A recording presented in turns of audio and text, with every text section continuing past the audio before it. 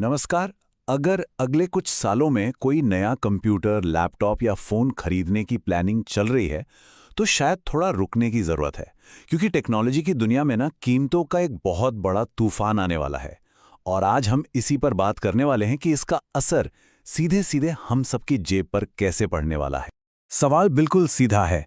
2026 में जब कोई अपना अगला गैजेट अपग्रेड करने जाएगा, तो उसकी कीमत आज के मुकाबले 30% तक ज़्यादा क्यों हो सकती है? और इसकी वजह कोई फैक्ट्री में लगी आग या कोई महामारी नहीं है। वजह कुछ और ही है। असल वजह है एक लड़ाई। एक ऐसी लड़ाई जो पर्दे के पीछे लड़ी जा रही है, और ये जंग सिर्फ एक चीज के लिए है। एक ऐसा कच्चा माल जिस पर हमारी पूरी की पूरी डिजिटल दुनिया टिकी हुई है। चलिए इस मामले की तह तक चलते हैं। इस पूरे संकट की जड़ में एक बहुत बड़ा शिफ्ट है, जिसे हम कह सकते हैं द ग्रेट वेफर वॉर। ये सब कुछ हो रहा है आर्टिफिशियल इंटेलिजेंस यानी एआई की जबरदस्त मांग की वजह से, और इसका असर हम सब पर पड़ना तय है। तो ये वेफर आखिर है क्या? इसे ऐसे समझिए कि ये सिलिकॉन की एक पतली सी प्लेट होती है जिस पर हर तरह की चिप्स बनती हैं। चाहे वो हमारे फोन का प्रोसेसर हो या किसी बहुत बड़े डेटा सेंटर की मेमोरी। प्रॉब्लम यह है कि कोई भी फैक्ट्री एक महीने में लिमिटेड वेफर्स ही बना सकती है। इसका मतलब साफ है, अगर एक तरह की चिप ज्यादा बनेगी तो दूसरी तरह की चिप कम ही बन पाएगी। और अब मिलते हैं इस कहानी के असली विलन से, HBM यानी हाई बैंडविड्थ मेमोरी। ये एक खास तरह की बहुत ही तेज रैम है जिसकी ज़रूरत एनवीडिया जैसी बड़ी कंपनियों की AI चिप्स को होती है, और इसे बनाने वालों के लिए ये अविश्वसनीय रूप से फायदेमंद है। और बस सारी प्रॉब्लम यहीं से शुरू होती है। HBM जो AI सर्वर्स में यूज होती है, बनाने में प्रॉफिट तो बहुत है, लेकिन इसे बनाने का प्रोसेस बहुत इनएफिशिएंट है। वहीं दूसरी तरफ हमारे आपके कंप्यूटर में लगने वाली जो DDR5 रैम है, उसमें प्रॉफिट कम है, लेकिन उसे बनाना कहीं ज्यादा एफिशिएंट है। तो जाहिर सी बात है, कंपनियां क्या बनाना पसंद करेंगी? इसे और बेहतर तरीके से समझने के लिए ये नंबर देखिए। HBM इतनी इनएफिशिएंट है कि सेम गीगाबाइट की मेमोरी बनाने के लिए इसे नॉर्मल DDR5 रैम के मुकाबले 3 गुना ज्यादा वेफर स्पेस चाहिए। 3 गुना! ये बहुत बहुत बड़ा अंतर है। मतलब सोचिए, एक ही जगह में या तो आप एक AI चिप बना सकते हैं या फिर 3 नॉर्मल चिप्स। तो इसका असर क्या होगा?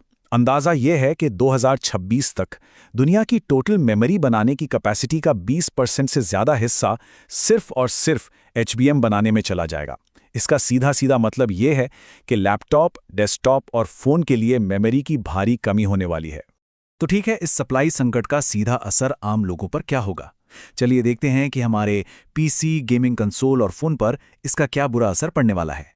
सबसे पहला असर दिखेगा AI PC पर। देखिए, माइक्रोसॉफ्ट जैसी कंपनियां ऐसे PC ला रही हैं जो AI टास्क सीधे डिवाइस पर चला सकें। इसके लिए कम से कम 32 GB रैम की ज़रूरत पड़ेगी। लेकिन विडंबना देखिए, जिस वक्त 32 GB रैम एक ज़रूरत बन रही होगी, ठीक उसी वक्त उसकी कीमत डबल हो जाएगी। नतीजा, हो सकता है कंपनियां $1000 से कम के AI PC बेचने के लिए उनमें सिर्फ 16 GB रैम डालकर बेचें, जिससे उनकी परफॉर्मेंस बहुत ही खराब होगी। गेमर्स के लिए भी ये खबर अच्छी नहीं है।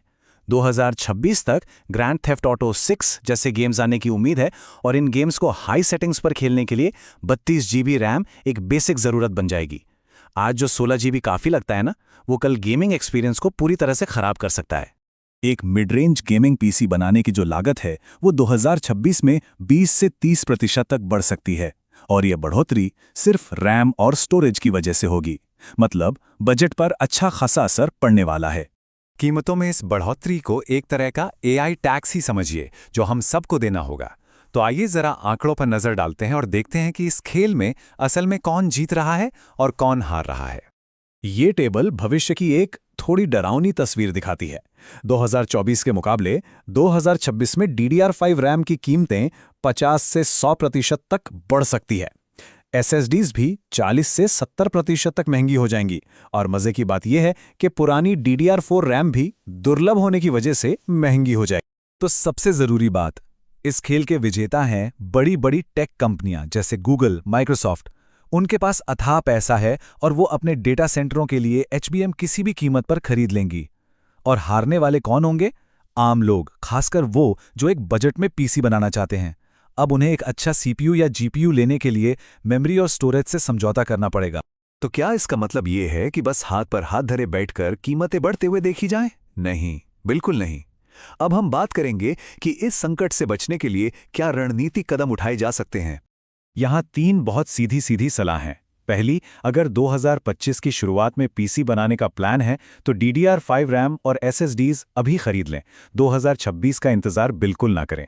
दूसरी, अगर कोई प्रोफेशनल काम करता है तो 32 GB की जगह 64 GB रैम का टारगेट रखना चाहिए। और तीसरी, 2026 में ऐसे लैपटॉप खरीदने से बचना होगा जिनमें रैम परमानेंटली लगी हो, क्योंकि उसे बाद में अपग्रेड करना नामुमकिन होगा। हाँ, एक अच्छी खबर यह है कि ये संकट हमेशा नहीं रहेगा। कीमतें 2024-25 में बढ़ना शुरू होंगी, 2026 में ये अपने पीक पर होंगी और उम्मीद है कि 2027-28 तक जब नई फैक्ट्रियां काम करना शुरू कर देंगी तब जाके मार्केट में कुछ राहत मिलेगी। आखिर में इस पूरी सिचुएशन का निचोड़ इस एक लाइन में है। 2026 का रैम संकट असल में आम लोगों पर लगाया गया एक AI टैक्स है। जिन फैक्ट्रियों में पहले हमारे गेमिंग पीसी के पार्ट्स बनते थे, अब उनमें AI सर्वर के पार्ट्स बन रहे हैं, और जब तक सप्लाई वापस नॉर्मल नहीं होती, इसकी कीमत हम सबको ही चुकानी पड़ेगी। आज के लिए इतना ही। मिलते हैं किसी और सच को लेके। तब तक के लिए देखते रहे हमारे YouTube चैनल हैसा क्यों। सवाल आपके और जवाब हमारे।